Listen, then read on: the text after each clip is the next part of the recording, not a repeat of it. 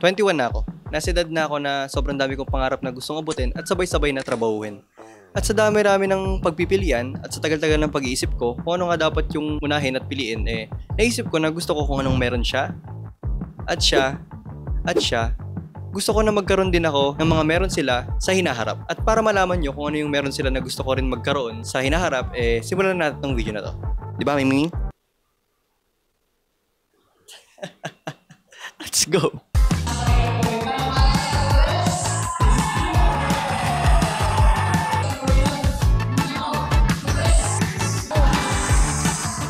Kung iniisip nyo na gusto ko ng shooting ability, nagkakamali kayo. Dahil una sa lahat, medyo meron na ako niyan kahit papano. Ang gusto ko yung ganyan, no? Yan, no? Yung ganyan. Yung 4 na letra na yan. Yung hindi lang apelido yung nakalagay sa jersey ko tuwing magpapagawa kami ng jersey.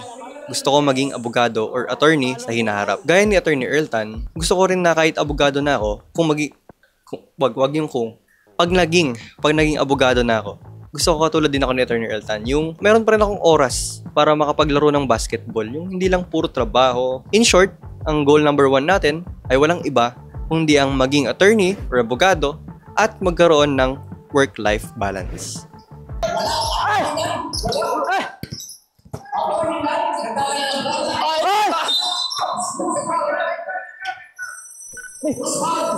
Pakibantayan daw ako? Oo, susumbol daw eh. Sorry, pag nanalo kami, bigyan mo ako lowbooks.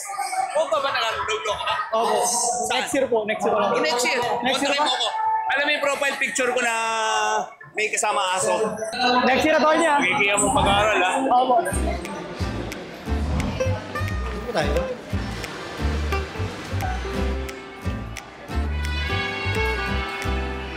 Isa sa mga pangarap ko sa buhay ay yung maging sabik sa pagkatuto. Yung kahit na successful na yung career ko, tulad ng kay Papa, kahit naging abogado na ako, kahit naabot ko na yung goal number 1 ko, hindi pa rin ako magsawang matuto ng bagong mga bagay. Mapa-sportsman yan, cookery, welding, carpentry, plumbing, kahit ano pa man yan. Gusto ko na kahit maging successful yung career ko, hindi ako magsawang matuto ng mga skills o mag-acquire pa o kumuha pa ng mga bagong hobby o libangan. Bukod doon, ang gusto kong magkaroon din ako na meron si Papa ay yung magkaroon ng supportive at super duper ultra mega gandang asawa.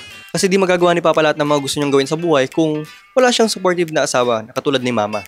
Yung mga achievements ni Papa, hindi niya naman lahat yun magagawa kung wala sa tabi niya si Mama.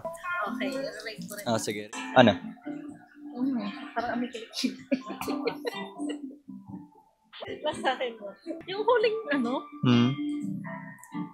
lasahan mo. Kaya yun ang goal number 2 ko. Ang matuto ng mga bago pang mga bagay at magkaroon ng supportive at magandang asawa. At last but not the least, kahit di na matupad siguro yung goal number 1 or number 2 ko, basta itong goal number 3 matupad. Ang pinaka-importanteng goal ko ay ang magkaroon ng mahaba at masayang buhay tulad ng lola ko.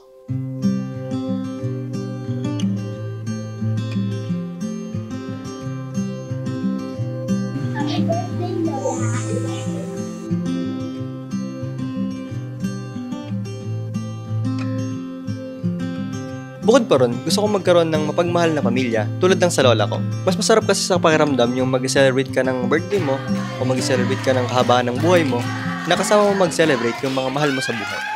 Happy birthday! Sama! Happy birthday! Blow, blow, blow, blow! Wish daw. Wish.